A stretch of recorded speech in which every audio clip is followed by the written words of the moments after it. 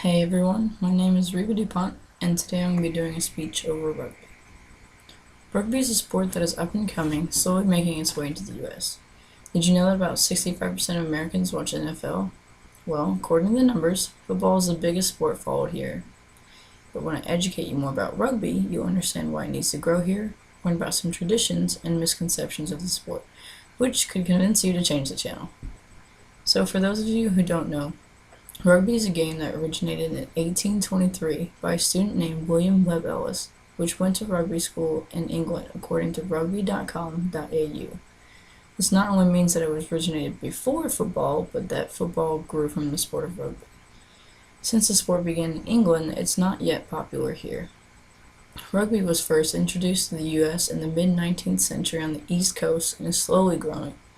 The US actually won gold medal in the 1920 and 1924 Olympics, but their popularity since then has declined.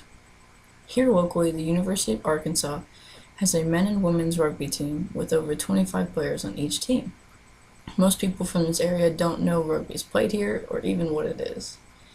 Over 3,400 high school athletes in the US play for rugby for schools or their clubs. That not only shows that it's growing, but they are starting young, making it more adaptable to colleges when they graduate.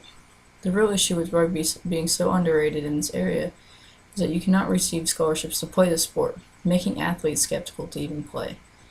There are colleges along the East Coast, or Colorado and Utah, that offer scholarships to play, but the likelihood of getting a full ride for the sport of rugby is slim to none.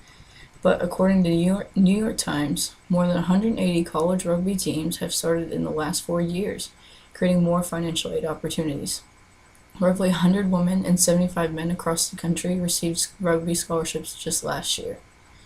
Most of you probably understand the game of football, their seasons, rules, traditions, but let's test your rugby knowledge. Is it true that rugby has far more injuries than football? The answer is yes.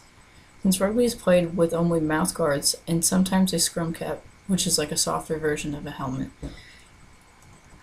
not only does it require less pads, rugby is a continuous sport and has no substitutions.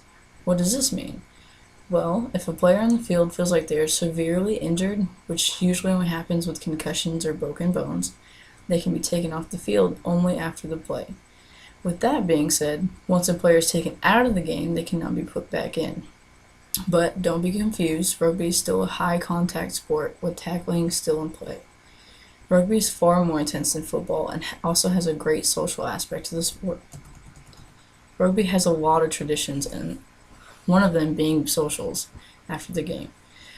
This means that after the game is ended, the teams that just competed spend time with one another to try to grow the knowledge and love of the game. Whether it be going out to a restaurant and sharing tables with rivals, or hosting a party to share stories and rugby songs together, they make personal connections. That is something that most sports do not offer, like football. In rugby, it's not so much about disliking the opponents and more about growing connections. Local U of A rugby player Emily Metters tells me the social aspect of the game is very important. When the club team travels out of state, they do their best to save money, and with these connections that they've made, they are able to find a place to crash or even just be pointed in the right direction. Now that you understand what the sport is truly about, let's discuss some of the misconceptions of rugby. It is true that most of you are probably not knowledgeable of the sport and build wrong ideas around the sport. Some people don't know that rugby is a contact sport and is fast-paced and ever-changing, and that it requires a lot of strength and will to play. Not only that, but people always base rugby facts from football, which is a very common mistake. When you score in rugby, it's not called a touchdown, it's called a try. Rugby has a very different point system, halves, and very different rules. Even the officiator of the game is called something different, they aren't referred to as the refs, but sirs or mans. The game of rugby is played entirely different way. They aren't allowed to throw the ball forward, only kick it forward, whereas in football you do both forwardly. Since I was able to give you a little knowledge on the vicious sport of rugby, I hope that some of you will be more open-minded about the sport and share some facts.